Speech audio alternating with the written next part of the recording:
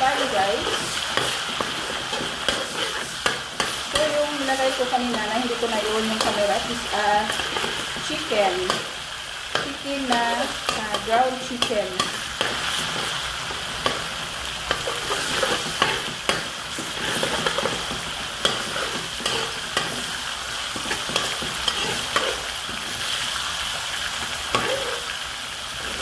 I-set aside muna natin yung ating chicken. Kasi lupot na siya. Ay yung ating garlic. Ilagay tayo ng itlog.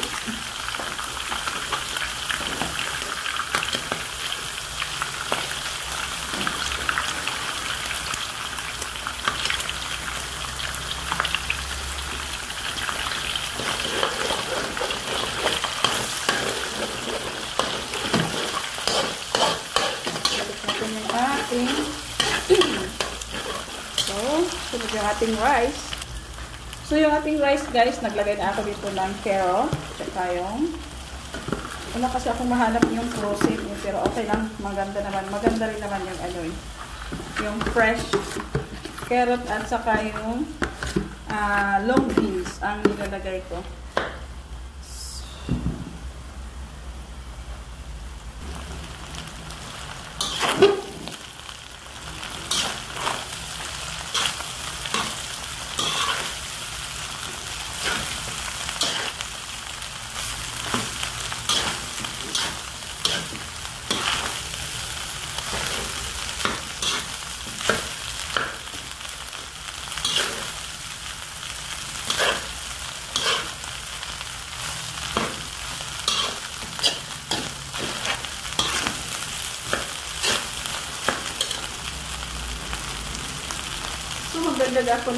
Maglagay ako ng yung fish sauce. Yan, hindi pa ako maglalagay guys ng ang tawag yan? Yung ating, kasi naaalak na yung ating nilalagay na fish sauce.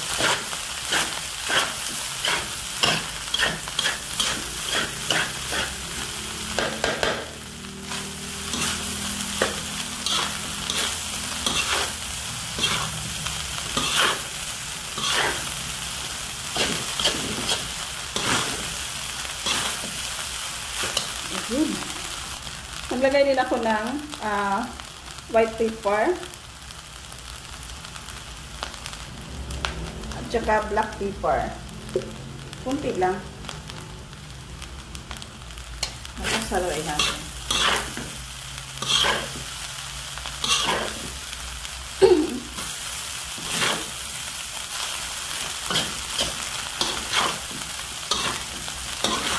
Anuhin natin din sa ilalim para hindi siya masusunog.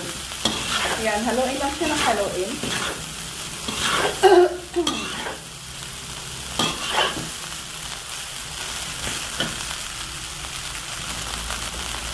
Homemade fried rice guys, at saka sa restaurant nagkaiba.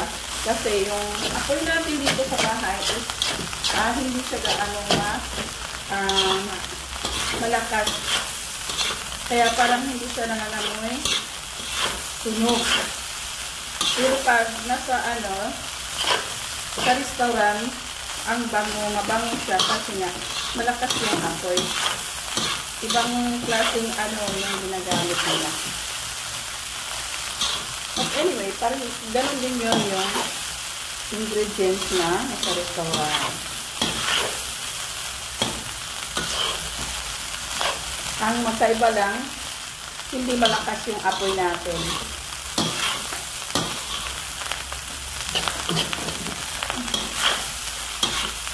So, lutuin lang natin muna yung ating mga vegetable. So, hindi pa siya luto.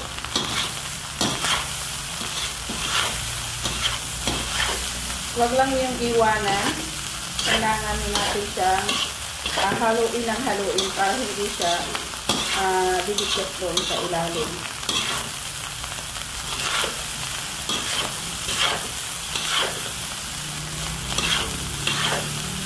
Hindi na ako naglagay ng salt kasi yung lagay kong fish sauce is maalat na yun.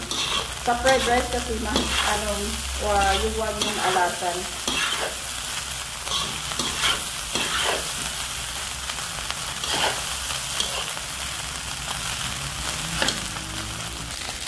So, ayan, okay na yung ating fried rice.